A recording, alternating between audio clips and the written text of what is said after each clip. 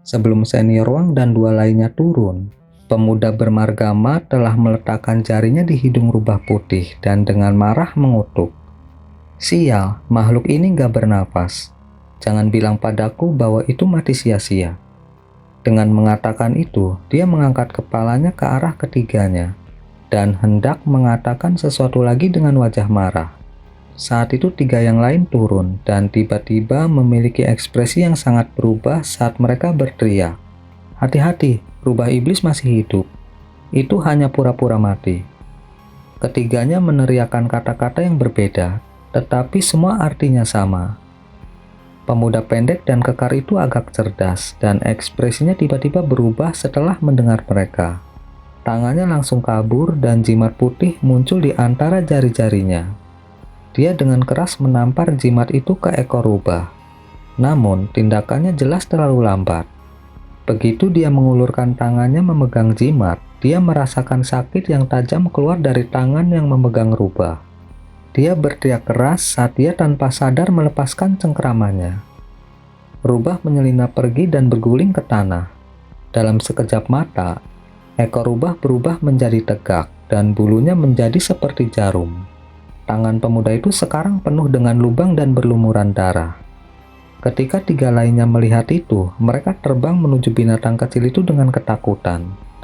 Rubah putih itu nggak akan mudah ditangkap. Itu melesat pergi dan berubah menjadi garis putih saat melesat 40 meter jauhnya. Dengan beberapa lompatan, dia melarikan diri kembali ke semak-semak.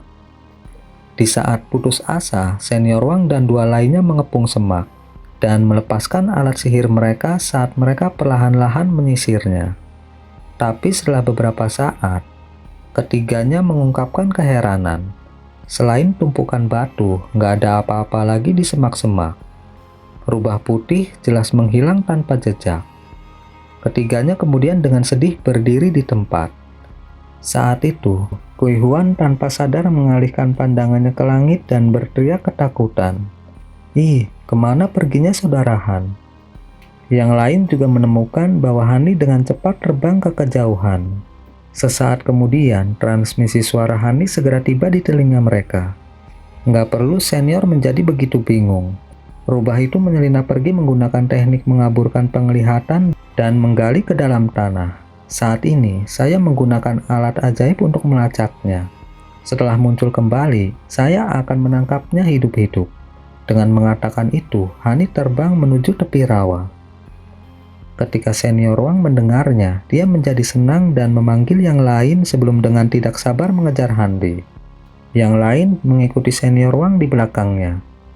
Saat mereka bergegas dalam sepanjang jalan, senior Wang menoleh dan bertanya, "Junior Ma, bagaimana keadaan tanganmu?" Pemuda pendek dan kekar berada di belakang. Dia bergumam dengan ekspresi malu. Masih bagus, untungnya ekor rubah nggak memiliki racun. Ini hanya luka kecil. Lagi pula, kecerobohannya lah yang menyebabkan rubah itu melarikan diri. Selain itu, masalah ini telah diperhatikan oleh seseorang, menyebabkan dia merasa sangat malu. Senior Wang memaksakan sebuah senyuman dan berkata, "Itu bagus. Mari kita mempercepat langkah kita." Meskipun saya nggak tahu jenis alat sihir apa yang digunakan Junior Han untuk melacak gerakan bawah tanah rubah iblis, kita harus bergegas mengejarnya. Kui Huan berbalik dan berulang kali mengangguk setuju. Dengan nada aneh, dia berkata, "Namun demikian, rubah awan salju yang berevolusi ini benar-benar cerdas." Bahkan senior Ma nggak tahu bahwa binatang itu berpura-pura mati. Itu cukup mengejutkan. Meraih tangannya yang terluka, kultivator bermargama sangat tersipu. Untungnya pada saat itu, senior Wang berbicara untuknya. "Kita nggak bisa menyalahkan Junior Ma. Bahkan jika aku yang memeriksa, semuanya mungkin akan berakhir sama. Rubah awan salju itu terlalu licik." Setelah mendengar itu, pemuda bermargama itu melirik sekilas ke arah senior Wang dan merasa jauh lebih baik. Saat ketiganya berbicara, pemuda bermargasi tiba-tiba memasang tatapan gak percaya dan tiba-tiba berteriak, "Semuanya, cepat lihat Junior Han mengebor dinding batu. Apa yang harus kita lakukan?" Yang lain melirik ke depan dengan waspada dan menemukan bahwa ujung rawa terbentang di depan mereka. 1 kilometer di depan mereka ada gunung yang sangat besar, sehingga puncaknya nggak terlihat. Ada tebing yang menghadap mereka yang dinding hitamnya dipotong dengan pedang. Selanjutnya, Handi nggak bisa ditemukan. Keempatnya berdiri di depan tebing dan melirik ke dalam lubang yang telah dipotong dengan ekspresi tercengang. Handi benar-benar masuk ke dalam gunung. Pada saat itu, dia memegang tongkat giok dengan kepala serigala yang menyelimuti tubuhnya dengan cahaya kuning samar. Ada serigala kuning sepanjang 1 meter di depannya yang membuka jalan dengan teknik gerakan tanah. Saat roh artefak terus maju, bumi terbelah seolah-olah nggak ada apa-apa di sana. Handi mengikuti serigala dengan penampilan termenung di wajahnya. Di dalam lingkup kesadaran spiritualnya, Handi melihat rubah putih berusaha sekuat tenaga untuk terus maju, kabur 100 meter di bawahnya. Dengan kemampuannya yang luar biasa, wajar bagi Handi jika dia bisa melihat tindakan rubah awan salju. Dia bahkan melihat bagaimana rubah memanfaatkan urat batu di semak-semak untuk menyelinap pergi. Jika itu adalah binatang iblis kelas rendah yang umum, Handi secara alami akan memperingatkan para murid sebagai bantuan. Tapi Handi cukup terkejut ketika melihat rubah roh menampakkan dirinya. Dia memiliki fluktuasi ki spiritual yang terasa cukup akrab. Dalam keheranannya, dia dengan hati-hati memeriksanya dan menemukan bahwa binatang itu secara samar membawa fluktuasi ki spiritual yang sama dengan inkarnasi Nankel Spirit Ginseng kelinci putih. Handi senang bahwa dia telah menemukan inkarnasi lain dari objek spiritual. Tetapi setelah dia memeriksa rubah putih sekali lagi, dia menjadi agak bingung. Fluktuasi ki spiritual rubah terlalu kecil dibandingkan dengan Nankel Spirit Ginseng. Perbedaan di antara mereka bisa dikatakan selebar langit dan bumi. Selain itu, setelah diperiksa lebih dalam, Handi menemukan bahwa rubah awan salju memiliki tubuh daging sejati, bukan inkarnasi spiritual. Jika tidak, formasi jalur samar yang sepele nggak akan mampu menahannya. Meskipun rubah kecil pada akhirnya bukanlah inkarnasi spiritual, Handi masih sangat ingin tahu tentangnya. Dia yakin bahwa ki spiritual murni ini ada hubungannya dengan bagaimana binatang biasa ini bisa berubah menjadi binatang iblis. Setelah memutuskan untuk menyelidiki ini sepenuhnya, dia membiarkan rubah melarikan diri dari kelompok Kui Huan dan perlahan mengikutinya, ingin menyelidiki rahasia rubah. Ketika rubah tiba di depan tebing, itu berubah menjadi bola cahaya putih dan kabur ke tanah tanpa ragu-ragu. Akibatnya, Handi memanggil roh artefak atribut bumi dari tongkat giok dan membuat serigala diam-diam membuka jalan. Karena jika dia menggunakan pedang terbang untuk memotong gunung, rubah akan ketakutan. Gunung itu jelas besar. Handi mengikuti rubah putih setidaknya 1 kilometer sebelum berhenti. Muncul di dalam apa yang tampak seperti ruang batu. Handi bersukacita dan buru-buru memerintahkan serigala kuning untuk bergegas dan membersihkan jalan. Pada saat yang sama, Handi meningkatkan kekuatan indera spiritualnya dan mulai memeriksa bagian dalam ruangan. Namun begitu indera spiritualnya mendekati ruangan, itu ditolak oleh kekuatan aneh dan dia nggak dapat memindahkannya lebih jauh. Ih, Handi berteriak kaget. Dia buru-buru berhenti dan menjadi berhati-hati. Pada saat itu, dia merasa tubuhnya kaku dan berat, seolah-olah menahan beban gunung Tai itu sendiri. Dia kemudian mendengar suara hambar. Karena seorang tamu telah datang, nggak perlu terlalu berhati-hati. Jangan bilang bahwa Anda sedang menunggu tetua ini untuk mengundang Anda masuk. Sama seperti itu dikatakan, cahaya kuning yang tak terhitung jumlahnya mulai muncul di sekeliling Handi saat kekuatan besar mendorongnya ke depan. Handi hanya bisa melihat kilatan cahaya sebelum dia menemukan dirinya di dalam ruang batu. Dia sangat terkejut dan langsung melambaikan tongkat giok, menutupi dirinya dalam penghalang cahaya merah kuning. Pada saat yang sama, dia membuka mulutnya dan meludahkan selusin garis cahaya biru, yang buru-buru berputar di sekelilingnya di luar penghalang. Hanya setelah ini, Handi akhirnya bisa merasa cukup aman untuk melihat keadaan sekitarnya. Tanpa banyak usaha, Handi melihat pemilik suara itu. Sekitar 40 meter di depannya, ada seorang wanita muda berpakaian hitam duduk bersila di atas panggung batu. Wanita itu memiliki penampilan yang anggun, tetapi kulitnya pucat pasi dan matanya yang bercahaya tampak bersinar dengan cahaya yang berkilauan.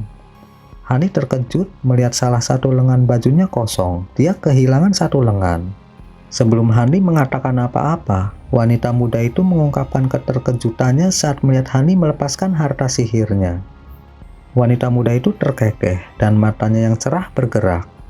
Jadi ternyata dirimu yang terhormat bukanlah junior pemurnian Ki, tapi seorang kultivator formasi inti. Teknik pengekangan Ki Anda benar-benar mengesankan. Itu bahkan menipuku untuk sesaat. Saat dia duduk, rubah awan salju dengan nyaman duduk di pangkuannya dan dengan rasa ingin tahu memeriksa Hani dengan tatapan cerdas. Setelah menyapu perasaan spiritualnya melewatinya, hati Hani bergetar. Jadi, ternyata ini adalah area kultivasi tersembunyi senior. Aku benar-benar kurang sopan santun. Wanita muda itu tampak agak terbuka dan membiarkan indera spiritualnya dengan mudah menyapu melewatinya. Namun, dia nggak dapat menemukan fluktuasi ki spiritual sedikit pun. Dari apa yang dia kumpulkan berdasarkan kemampuan dan nada suaranya, ini menunjukkan bahwa kultivasinya benar-benar terlalu hebat, bukan karena dia memiliki semacam kultivasi yang menyembunyikan harta karun. Hani menjadi sangat waspada. Saat Hani merenungkan bagaimana menghadapi situasi ini, wanita muda itu mengangkat tangannya yang pucat tanpa cacat dan membelai rubah awan salju.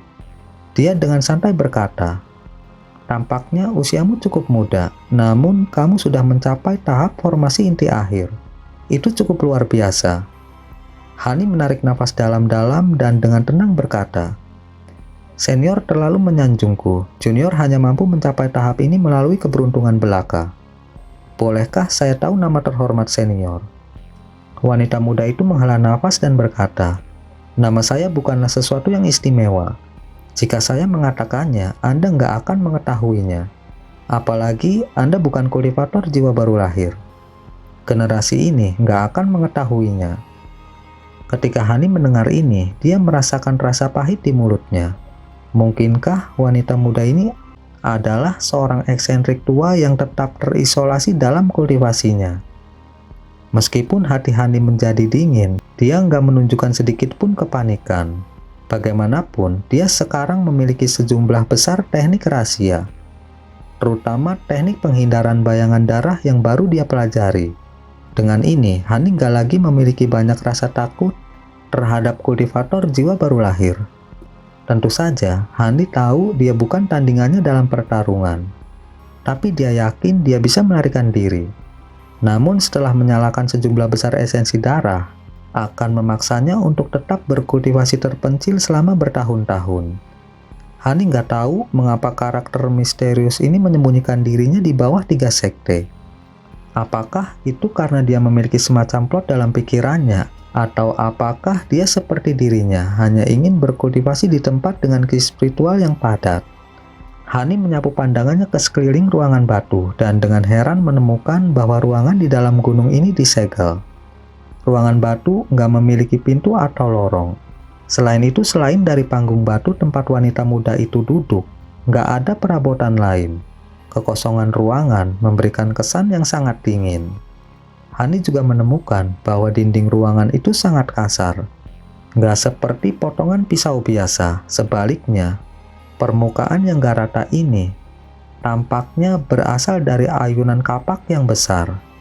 Begitu dia melihat ini, ekspresi aneh berkedip di matanya. Seolah telah mengetahui kebingungan Hani, wanita muda itu tiba-tiba tersenyum dan berkata, "Karena rekan Taois bingung mengapa nggak menyentuh dinding batu dan menghilangkan keraguanmu." Ketika Hani mendengar ini, hatinya bergetar. Dia benar-benar penasaran. Pemindaian terbarunya dengan indera spiritualnya nggak menemukan sesuatu yang aneh. Dinding ruangan tampak nggak berbeda dari batu biasa. Karena senior telah mengangkat topik, saya nggak akan menahan diri. Dia perlahan-lahan meraih tangan kirinya ke arah dinding batu. Tapi untuk berhati-hati, Hani terus mengamati wanita muda itu dengan perasaan spiritualnya, takut dia akan melancarkan serangan. Meskipun dia nggak menunjukkan kebencian apapun, Hani telah hidup melalui bertahun-tahun kesulitan dan telah tumbuh menjadi sangat berhati-hati. Ketika Hani merasakan dinding batu, dia nggak melihat ada yang aneh. Kemudian setelah beberapa pemikiran, dia mengulurkan jarinya dan seberkas cahaya pedang berwarna biru muncul dari ujung jarinya. Hani menusukkan jarinya ke dinding dan secara mengejutkan menemukan bahwa dinding batu telah sepenuhnya memblokir serangan itu. Yang dihasilkan hanyalah bunyi berderak ketika cahaya menyentuh dinding. Hani tercengang, tetapi pada saat yang sama, jejak ketidakpercayaan muncul di benaknya. Kekuatan spiritualnya melonjak saat dia tiba-tiba menabrak dinding batu dengan tebasan pedang sepanjang 1 kaki. Namun, dinding tetap sama sekali nggak terluka, bahkan nggak ada goresan sedikit pun. Hani tetap diam saat ekspresi aneh melintas di wajahnya. Dia kemudian menunjuk ke salah satu pedang terbangnya dan mengarahkannya ke dinding sebagai garis biru. Setelah itu, dia terbang kembali dengan cincin yang jelas.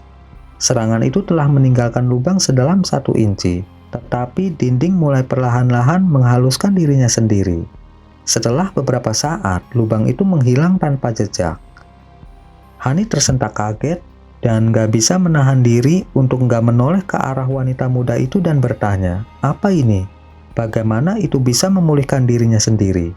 Mungkinkah senior menempatkannya di bawah pengaruh pembatasan atau mantra?"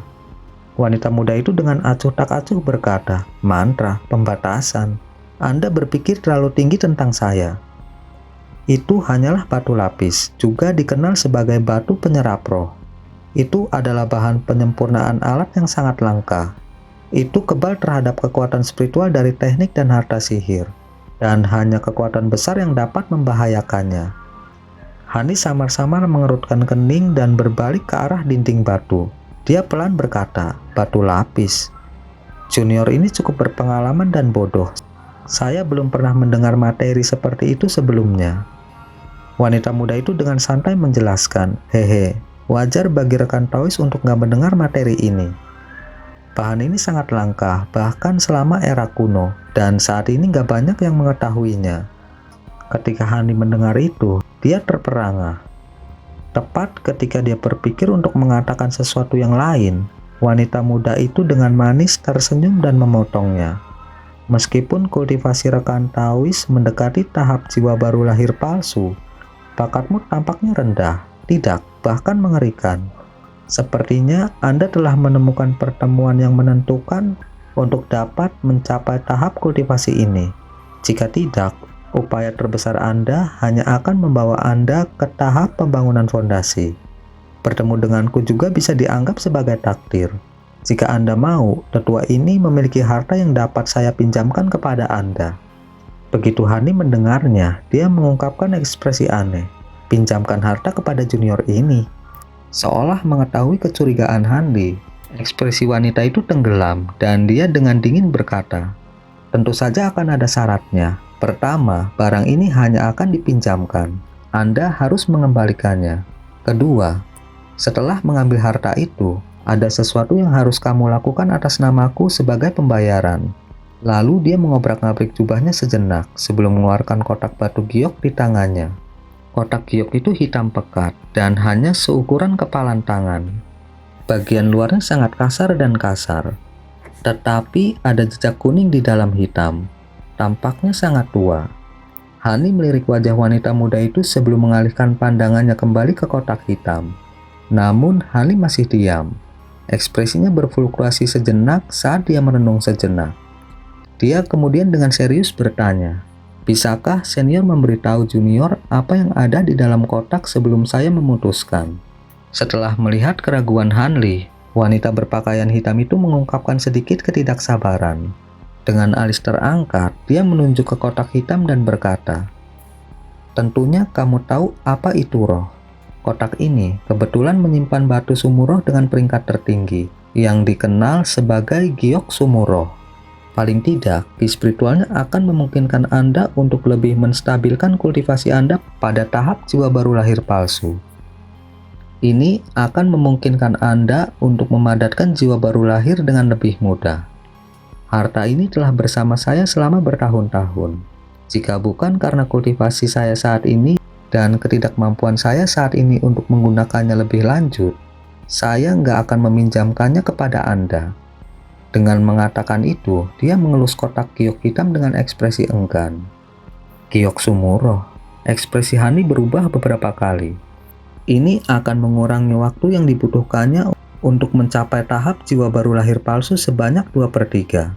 Dia benar-benar menelan kata-kata aslinya untuk menolaknya. Setelah ragu-ragu, Hani menghela nafas dan berkata, "Bolehkah saya bertanya apa yang senior ingin junior lakukan? Jika Anda nggak dapat melakukan sesuatu dengan kultivasi Anda saat ini, bagaimana mungkin saya bisa membantu Anda?" Wanita muda itu mengungkapkan ekspresi kegembiraan melihat bahwa Hani bersedia untuk setuju. "Tenanglah, aku nggak akan memintamu untuk membunuh seseorang. Saya hanya meminta Anda untuk menjalankan tugas.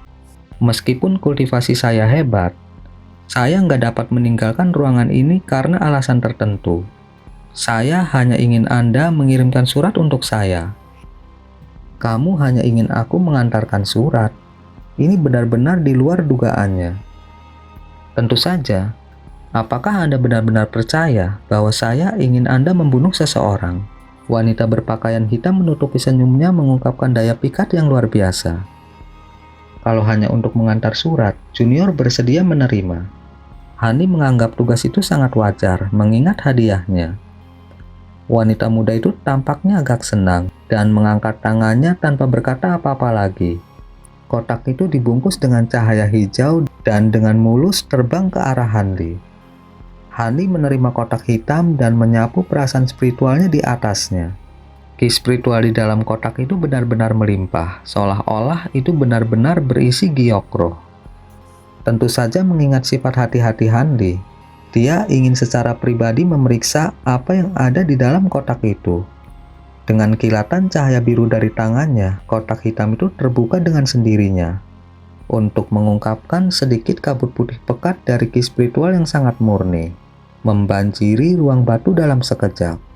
Hati Hani bergerak dan dia memeriksa bagian dalam kotak dengan curiga. Dia hanya melihat cahaya putih lembut yang dipancarkan dari batu giok putih berkilau yang panjangnya hanya beberapa inci. Hanli dikejutkan bukan oleh batu itu sendiri, tetapi oleh sapi seukuran ibu jari di dalam batu transparan yang terus mengibaskan ekornya seolah-olah hidup. Ketika wanita muda itu melihat keterkejutan Hanli, ekspresi aneh muncul dari matanya yang cerah. Dia dengan santai tersenyum dan bertanya, "Ada apa?" "Roh giok ini dengan cepat memelihara inkarnasi harta karun. Batu sumuroh biasa nggak ada bandingannya. Jika Anda berkultivasi dengan ini, Anda akan mencapai hasil 2 kali lipat dengan setengah usaha." Setelah melirik giok roh di dalam kotak, Hani akhirnya menutupnya dan dengan tenang mengangkat kepalanya. Benar, dengan benda ini, junior hanya akan menghabiskan sekitar selusin tahun untuk mencapai tahap jiwa baru lahir palsu, bukan beberapa puluh. Pada saat itu, Hani akhirnya menyadari bahwa rubah awan giok telah ternoda oleh ki spiritual giok Sumuroh. Itulah mengapa dia memiliki ki spiritual yang samar dan murni. Sangat mungkin bahwa transformasinya menjadi iblis ada hubungannya dengan giok roh. Ketenangan kembali Hanli agak mengejutkan wanita muda itu. Dia nggak bisa menahan diri untuk nggak meliriknya lagi dengan heran. Setelah menarik rambut lepas dari dahinya, dia dengan santai berkata dengan suara hambar, "Baiklah, karena aku sudah memberikan benda itu kepadamu, aku akan memberimu slip giok untuk dikirimkan juga. Ada juga kotak giok lain di bawah panggung tempat saya duduk. Robek jimat yang menyegelnya dan berikan padaku. Ada token di dalam kotak yang saya ingin Anda kirimkan bersamanya. Kamu ingin junior mengambilnya untukmu." Hanli mengungkapkan kecurigaan dan menjadi waspada. Masih takut wanita tua ini menyakiti Anda. Jika saya bisa mengambilnya sendiri, apakah saya akan meminta Anda untuk melakukannya?" Wanita muda itu tersenyum kesal dan mengangkat jubah panjangnya dengan tangannya. Ekspresi Hani sangat berubah saat melihat kakinya. Mereka mengerut seperti kayu bakar saat mereka disilangkan. Nggak ada daging sedikit pun selain dari beberapa kulit kering. Itu membuat penampilan yang agak menakutkan. Tapi yang lebih mengejutkan Hanli adalah beberapa rantai perak berkilau yang menembus kakinya yang masuk ke dalam panggung batu. Hanli mengerutkan bibirnya dan mengangkat kepalanya untuk melihat wanita muda itu. Meskipun wajahnya tampak benar-benar bingung, dia nggak bertanya lebih jauh. Dia tahu bahwa wanita itu pasti akan memberikan penjelasan. Akibatnya, wajah wanita itu menjadi dingin dan dia meletakkan jubahnya kembali. Dia dengan datar berkata, "Saya di Gunung Batu ini untuk batu lapis. Saya punya kamar dan kemudian saya menggunakan 2 rantai untuk membatasi kaki saya dan menjebak diri saya di sini." "Kamu menjebak dirimu sendiri." Hani benar-benar bingung dengan ini. Tepat sekali, seni kultivasi saya adalah seni pembantaian dunia bawah. Meskipun seni kultivasinya sangat cepat dan kekuatannya luar biasa, itu memiliki kesalahan fatal. Setelah selesai, kultivator akan dengan mudah kehilangan sifat manusianya dan menjadi haus darah. Saat itu saya menemukan teknik ini dan memutuskan untuk mengolahnya tanpa mempedulikan saran orang lain. Saya sangat yakin dengan indera spiritual saya yang sangat kuat.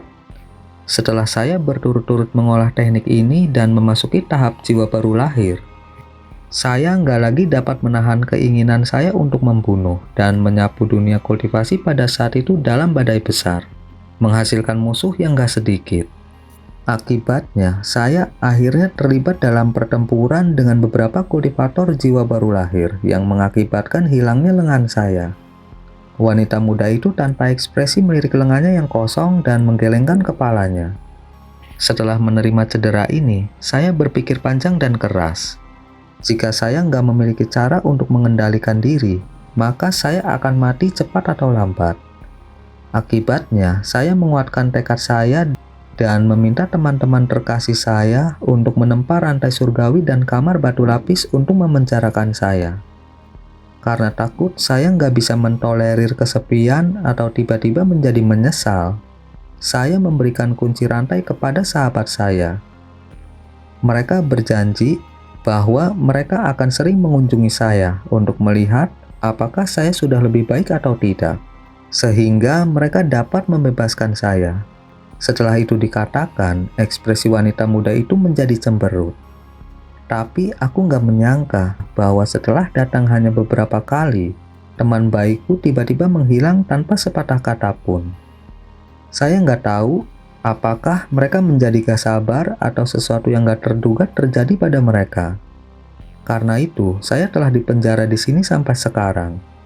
Karena ruangan ini disempurnakan dari batu lapis, indera spiritual saya hanya mampu menjangkau sekitar 1 kilometer.